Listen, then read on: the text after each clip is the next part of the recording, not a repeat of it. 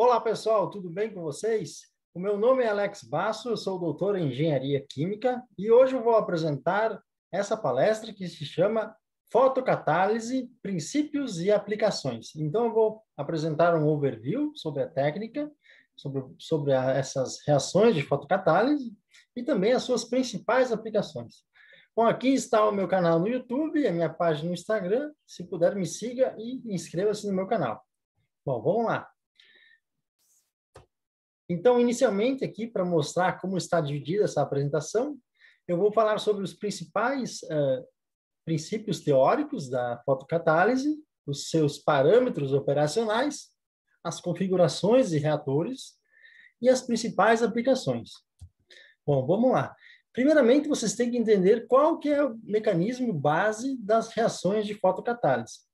Então, as reações de fotocatálise, elas ocorrem em materiais semicondutores, ou seja, são materiais que possuem uma distância entre a banda de condução e a banda de valência, de forma que, quando esse material for irradiado, ou seja, quando ele for sofrer a radiação de uma luz, né, quando ele tiver essa emissão de luz, ele vai promover a migração de um elétron que está na banda de valência.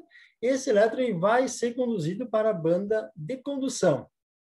E esse diferencial de energia aqui, o potencial, ele vai promover, então, essas cargas, esse elétron dispareado e a lacuna, que é onde vai acontecer as reações. Então, aqui podem acontecer tanto reações de oxidação, quanto reações de redução.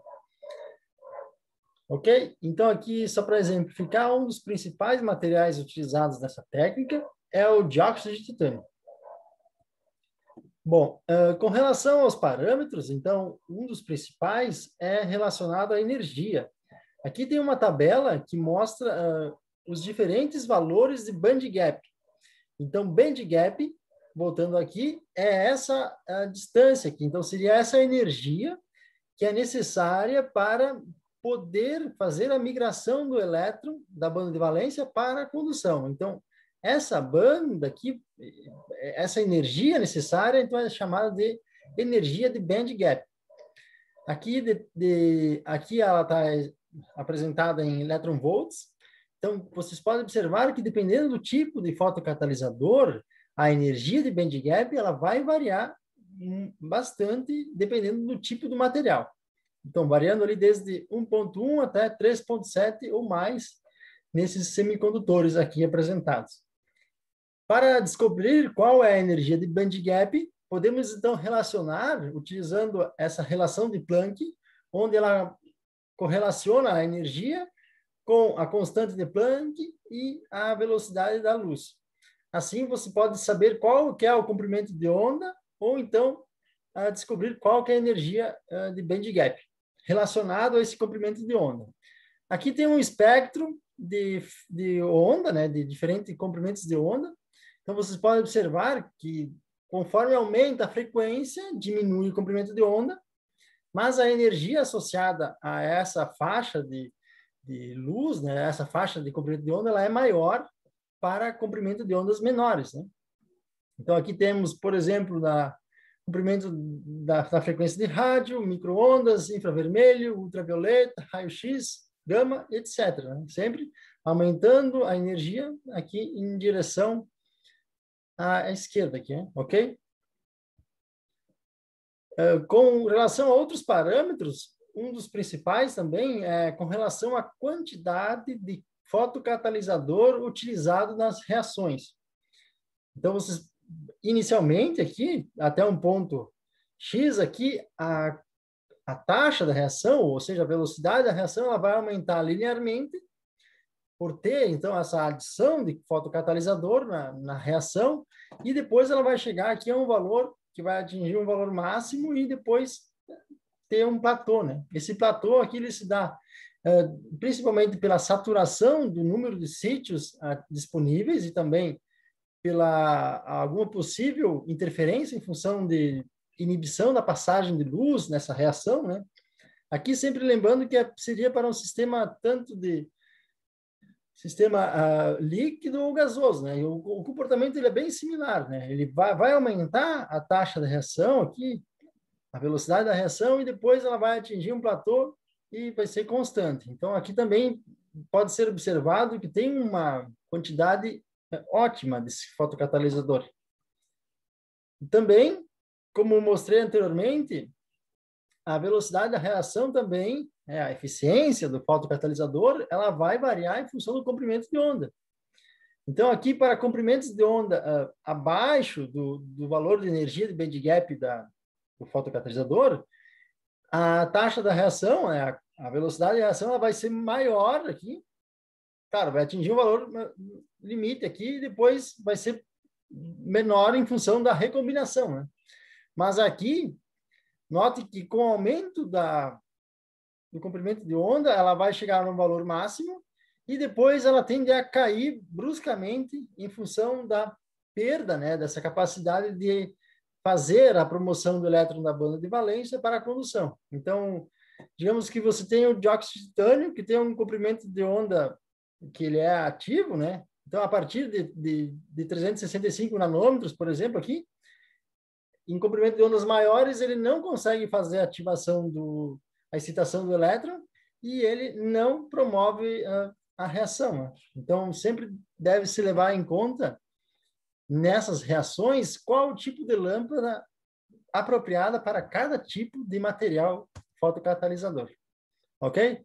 Bom, agora falando de outro parâmetro, então aqui seria mais relacionado às cinética da engenharia das reações, né? Então, num estudo cinético, vocês, como sabem, né? Basicamente, a concentração inicial do reagente, ela vai ser muito importante na definição da taxa de reação, velocidade de reação, né? As reações de fotocatálise, elas seguem um modelo similar ao de Langmuir-Hirschild, onde tem um fator de reação na parte superior da fração e de adsorção na parte inferior. Então, ambos os mecanismos, tanto de reação quanto de adsorção, eles interferem nesse mecanismo. Aqui vocês podem observar que com baixas concentrações de inicial, né, a concentração, a velocidade da reação é baixa, depois ela tende a aumentar e atingir um valor máximo aqui, né?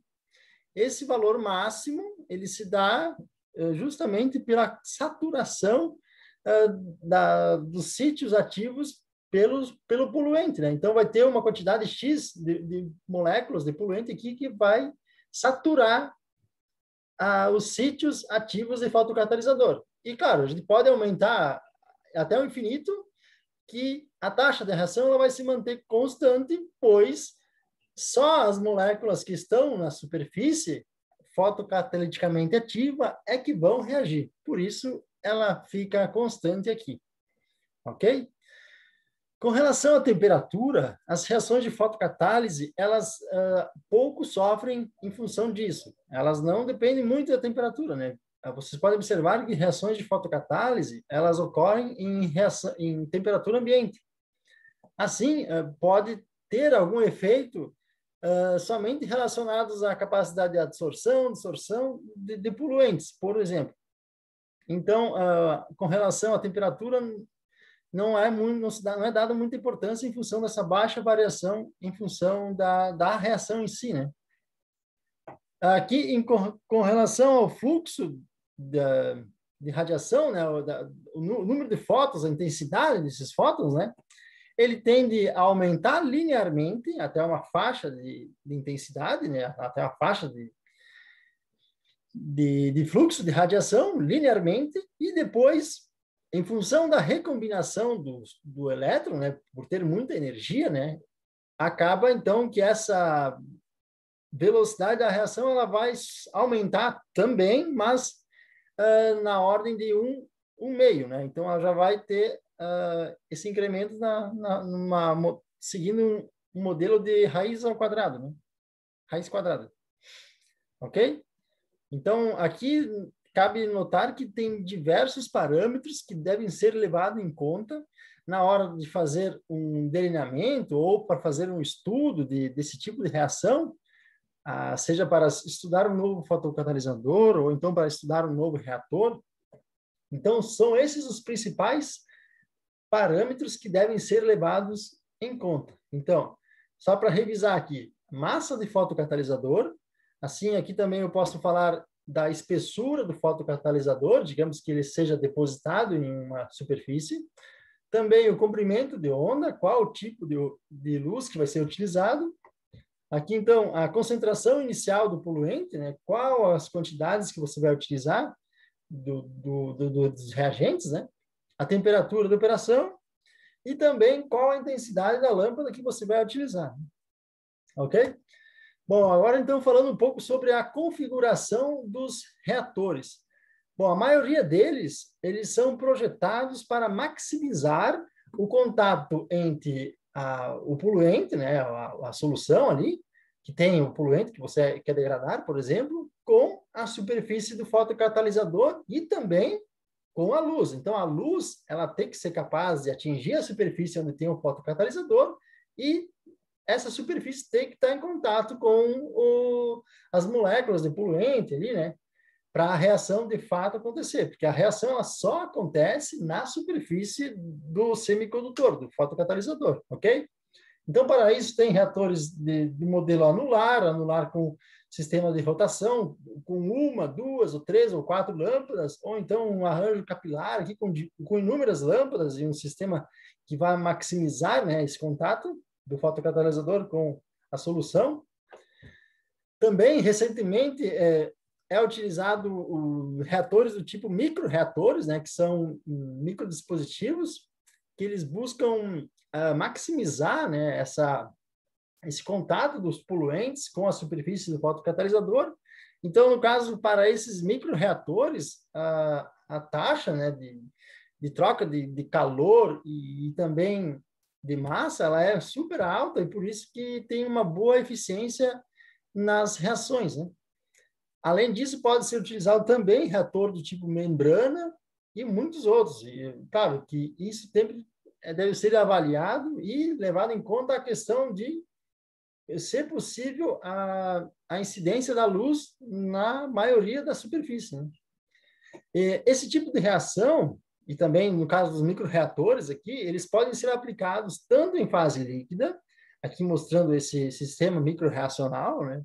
Esse aqui é um modelo utilizado para a degradação de, por exemplo, azul de metileno, onde uma solução de azul de metileno, ela é inserida, bombeada, né? Utilizando uma bomba seringa, ela entra aqui por esse orifício, ele vai entrar, percorrer esses microcanais.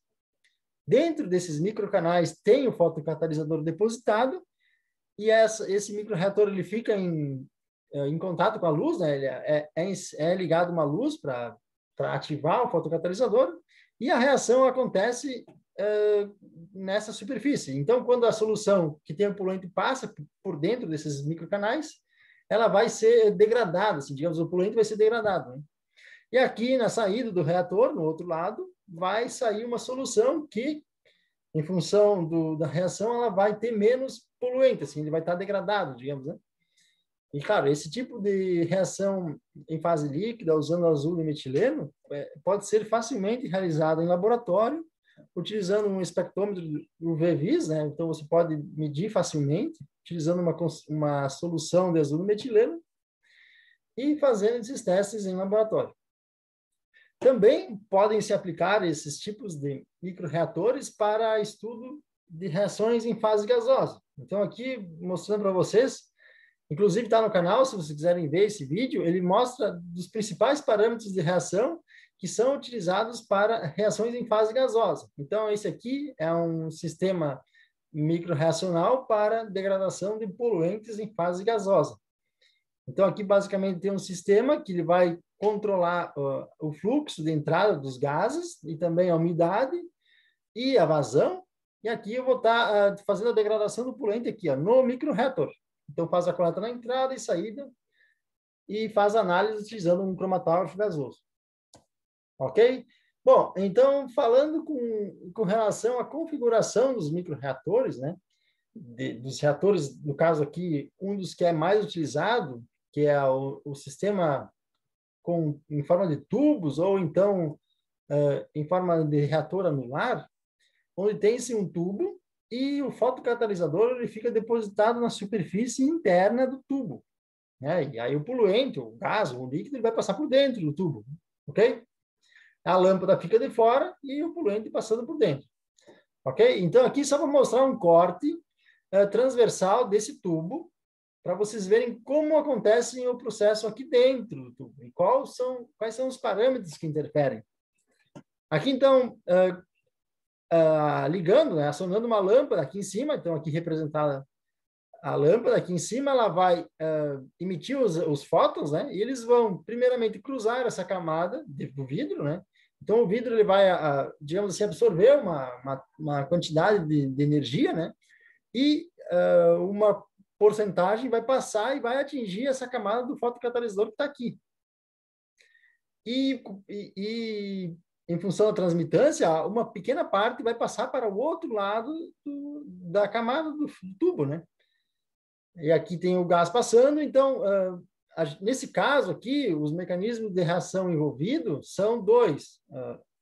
As reações pela parte dorsal aqui dessa camada de fotocatalisador e a reação aqui por iluminação frontal aqui dessa camada de fotocatalisador. Nesse tipo de estudo e reator, é necessário otimizar essa espessura de fotocatalisador. Então, é necessário fazer uma otimização dessa espessura para maximizar tanto a reação aqui na parte dorsal quanto aqui na parte frontal. Ok? Vamos lá. Bom, com relação ao diâmetro desses tubos, também é necessário levar em consideração, visto que, como eu falei anteriormente, quanto maior o contato das moléculas de poluente com a superfície do catalisador, melhor vai ser a reação, a velocidade da reação, né? Então, esse estudo aqui, ele mostrou que quanto menor o diâmetro do tubo, maior vai ser a conversão, né? Maior vai ser a conversão aqui do poluente, né? Então, mais moléculas vão estar entrando em contato com a superfície e mais vão estar sendo degradadas. E também, a espessura do filme de fotocatalisador, ela vai passando aqui de zero, então zero, sem conversão, e vai aumentar, chegando aqui a um valor máximo a uma espessura de próximo de 10 micrômetros. Então, é necessário fazer uma otimização tanto da espessura do fotocatalisador, quanto a espessura da camada, né, do fotocatalisador, quanto do diâmetro e do tamanho do microreator. Certo que para cada aplicação e sistema deve ser feito um estudo para otimizar esses parâmetros. Além disso, esse estudo aqui também, esse outro estudo, ele mostrou que é possível, atualmente, fazer, além da simulação computacional, utilizando ferramentas que usam princípios de CFD, fluidodinâmica computacional, né? Você pode, além de estudar as dinâmicas de fluido, interação dentro do reator, mas também tem hoje ferramentas que são capazes de estudar qual é o comportamento da luz, da radiação. Então, você pode modelar, né? Modelar um reator antes mesmo de construir ele. Então, você modela, vai ter uma ideia do que vai acontecer nesse tipo de microreator, ou reator dessa configuração, né?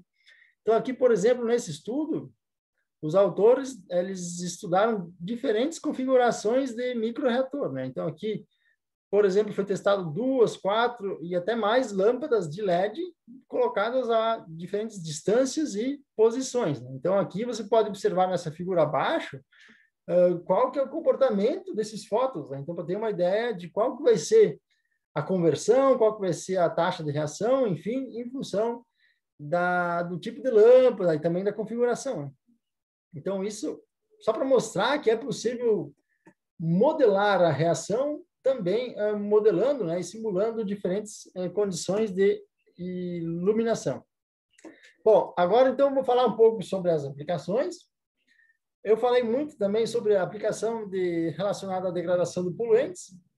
Geralmente, essa é a que mais acontece. Aqui tem-se, então, degradação, seja de poluentes líquidos, né, por exemplo, pesticidas, corantes, e há diversos tipos de poluentes. Também é utilizado para recuperação de metais, né? Então, seja para redução desses metais, por exemplo, cromo e outros, né? Pode ser utilizado. E também para a remoção de poluentes gasosos. Aqui, eu dei, por exemplo, compostos orgânicos voláteis, tolueno, benzeno, entre outros, e NOx, etc. Então, para esse tipo de aplicação, aqui eu gostaria de mostrar essas duas fotos, né, que elas mostram diferentes materiais para essa aplicação, né, remoção de poluentes. Então, aqui é uma calçada que ela tem na sua composição o revestimento de óxido de titânio, e quando tem luz durante o dia, né, a radiação solar ela é capaz de promover a excitação de elétrons, né, desse fotocatalisador que está aqui, e esse pavimento aqui ele vai servir como se fosse um reator, então ele vai estar degradando, né, ele vai estar limpando a atmosfera, o ar que está em contato nele. Aqui essa outra foto, então, ela mostra a pintura que foi feita em uma construção que utilizou também tinta com dióxido de titânio impregnado, né, adicionado junto. E aí ela tem a capacidade de fazer essa remediação, esse tratamento passivo, né? É uma forma passiva de estar tratando o ar sem necessidade de nenhum equipamento, nada. Né? Ok?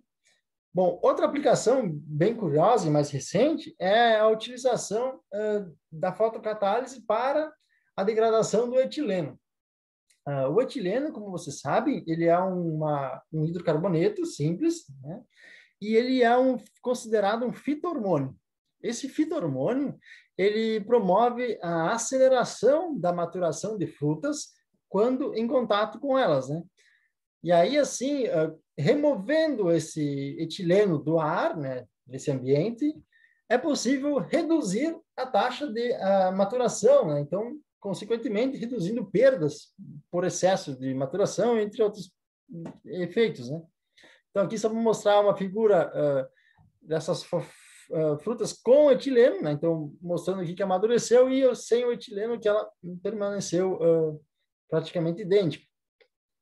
Bom, além disso, como aplicação, tem também dispositivos fixos e móveis que são utilizados em residência, que funciona como se fosse um filtro purificador de ar. Então, aqui dentro tem uma célula que tem o fotocatalisador impregnado e está sendo feita a remediação do ar utilizando a técnica de fotocatálise. Também pode ser utilizado, e por que não, fazer a impregnação em superfícies como alguns peças de tecido, por exemplo, aqui é um exemplo de uma amostra que teve, né, que onde foi utilizado dióxido de titânio para impregnação em calça jeans também. Isso é possível fazer em qualquer tipo de superfície. Né? Aqui outra aplicação são esses produtos que são equipamentos desenvolvidos para a captura de mosquitos. Né? Então, ele usa o fotocatalisador aqui dentro, ele vai funcionar como um filtro, então, inicialmente, ele vai puxar o ar do ambiente, vai degradar, a hora que degradar, ele vai liberar CO2, que é um produto de reação, né? Quando ocorre a mineralização completa. Esse CO2, por estar em maior concentração aqui, ele vai atrair os mosquitos, que eles são atraídos também pelo CO2 e alguns odores que são produzidos aqui. E aí, quando o mosquito chega próximo, ele é sugado para o interior. E aí ele já vai ser preso ali. É como se fosse uma armadilha, né? E também utiliza o princípio de fotocatálise. Ok? Bom, voltando aqui, falando um pouco mais sobre com relação à conservação de frutos, esse estudo aqui demonstrou, então, na prática, um trabalho que foi realizado em uma câmara onde foi colocado tomate e esses frutos, né, eles permaneceram verdes para o tratamento com fotocatálise e aqui mostra, então, qual que foi a variação da concentração dentro desse recipiente sem fotocatalisador. Aqui, então, aumentou, chegou até 6 ppm e com o fotocatalisador manteve-se próximo a zero. Então, está aí uma comprovação que realmente essa aplicação ela é possível. Também aqui um outro exemplo mostrando a aplicação da fotocatálise para a remoção de de poluentes persistentes, né? Então, no caso aqui, hormônios. Aqui, por exemplo, o estriol, pode ser estrona, estradiol e outros tipos de hormônios, né? Então, como vocês sabem, a mulher, ela toma o anticoncepcional, esse anticoncepcional tem uma alta concentração de hormônios, ele acaba sendo excretado depois pelo organismo, e essa urina, a excreção, ela vai ter uma alta concentração de poluente, que vai para o sistema coletor, né? E aí o sistema de tratamento de efluentes convencional, que é realizado na sua cidade, por exemplo, ele não é capaz de remover essas moléculas mais complexas, como essas de hormônio. Assim, é necessária a utilização de uma etapa adicional. Aqui, então, é empregada a etapa de remediação da água, né, tratamento da água, utilizando fotocatálise. E aí, aqui, esse estudo mostrou que sim, a fotocatálise ela foi eficiente para a remoção desses hormônios e também o produto, né, a água, depois de ser tratada, ela mostrou-se, né, ela mostrou uma baixa toxicidade para diferentes organismos, ok?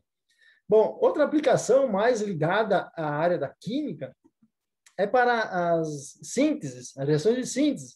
Então, aqui, por exemplo, para a otimização, né, de reações do tipo sp3 via fotocatálise. Então, nesse estudo aqui, ele mostrou que é possível utilizar um microreator tubular, aqui em forma de espiral, e uma lâmpada com um fotocatalisador e fazer reações do tipo de oxidação sp3, carbono e hidrogênio. Então, aqui, só para mostrar um exemplo da reação que pode ser realizada e otimizada utilizando esse princípio da fotocatálise, ok? Bom, aqui outro trabalho para mostrar da aplicação de tintas fotocatalíticas, né? Então, aqui, só para ressaltar que tem alguns parâmetros que devem ser estudados ainda, né? Então, qual o tipo de tinta, a base e a formulação a ser utilizada. Então, esse estudo aqui, ele mostrou que a tinta, antes de ser utilizada aqui em branco e depois de ser utilizada, ela mudou a cor aqui, então ela ficou basicamente escura. Essa cor mais escura, ela se deu em função da degradação e alteração de algumas propriedades do polímero que fazia a composição da tinta. Então, claro, aqui também tem um gap que deve ser estudado, né, para desenvolver tintas melhores para essa aplicação. Aqui, e esse estudo ele foi realizado em um reator tubular de fluxo contínuo, né, um reator anular, né, e foram utilizado o tolueno como um composto modelo. Então, aqui só para mostrar que quando aqui em escuro, sem ligar a lâmpada, não tem a degradação, e quando você aciona a lâmpada, já gera esse pico aqui de CO2, que seria o produto da reação, né? E depois ele tende a estabilizar aqui. Então, já pode ser mostrado aqui que houve tanto a degradação da tinta, que não é bom nesse caso, e também teve a degradação do poluente. Bom, então, como conclusão dessa apresentação, só meia breve, assim, para mostrar para vocês, então, que é possível, então, realizar diversos estudos utilizando a fotocatálise, mas que sempre deve ser necessário você levar em conta e entender quais são os principais parâmetros, né, que interferem nesse processo e fazer, seja estudos de otimização ou então buscar formas melhor de fazer esses experimentos para que tenham resultados mais otimizados, buscando então aí uma melhor ênfase do processo. Também vocês podem observar que esse tipo de reação ele é capaz, né, de promover aí a mineralização completa de determinados poluentes persistentes. Então você vai produzir CO2 e minerais de água de uma forma bem fácil utilizando essa metodologia. E claro que a fotocatálise, ela apresentou aí, como vocês viram, inúmeras aplicações, seja para síntese, degradação e outros processos na área, tanto na área química fina e também como na área da engenharia e algumas aplicações práticas do nosso cotidiano. Assim, a fotocatálise, ela apresenta, né, muitas vantagens comparada com outras técnicas E também tem, sim, uma grande oportunidade aí para quem está querendo estudar e desenvolver novos estudos e novos projetos nessa área. Então, visto que tem muito gap, aí tem muita coisa ainda que pode ser estudada e melhorada, principalmente relacionada à questão de reatores e tipo de materiais, aplicações, otimizações e outras, né? Bom, então eu gostaria de agradecer vocês pela atenção, por ter assistido. E gostaria também de agradecer ao UFSC, o LabMac, CNPq, CAPES, e pedir para vocês se inscreverem no meu canal. E muito obrigado. Eu sou Alex Basso. Esse aqui é o meu canal, tanto no YouTube e no Instagram também. Um grande abraço. Tchau.